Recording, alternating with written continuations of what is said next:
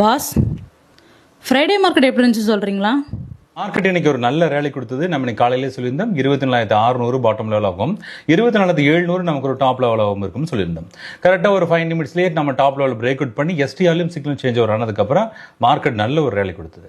வாங்க செக் பண்ணி பார்க்கலாம். இன்னைக்கு காலை 24,650 காலம் ஆப்ஷன் லோட் பண்ணியிருக்கோம். இது வந்து month and expiry. Just fetch full chart கொடுத்ததுக்கப்புறம் எஸ்டிஆர் செக் பண்ணி பார்க்குறோம். பிரேக் அவுட் ஆனதுக்கப்புறம் 229 மேலே 416 வரைக்கும் மூவ்மெண்ட்டாக இருக்குது.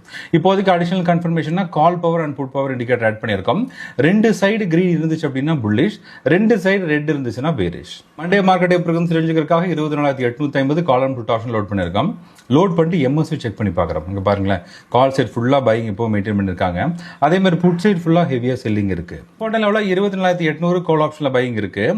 அதே மாதிரி 24,750 புட் ஆப்ஷனில் ஹியூஜாக செல்லிங் இருக்குது. காலையில் சொன்ன லெவல் உங்களுக்கு பயனுள்ளதாக இருக்குன்னு நம்புறேன். ஏன்னா காலையில் சைட் வேஸ்ன்னு சொல்லியிருந்தோம். ஆனால் இருந்தாலும் ஒன் சைட் பிரேக் அவுட் ஆனதுக்கப்புறம் எஸ்டிஆர் எம்எஸ்சியில் கன்ஃபர்மேஷனுக்கு அப்புறம் ஒரு ஹெவியான மூவ்மெண்ட் கொடுத்துருக்கு. இந்த மாதிரி லெவலில் ப்ரிசைஸாக ஐடென்டிஃபை பண்ணுறதுக்கு நீங்கள் எம்எஸ்வி அப்படிங்கிற டூலை யூஸ் பண்ணலாம். இப்போ நான் செக் பண்ணி பார்த்தால 24,800 அப்படிங்கிறது மண்டேல ஒரு ஸ்ட்ராங் சப்போர்ட் லெவலாக தெரியுது.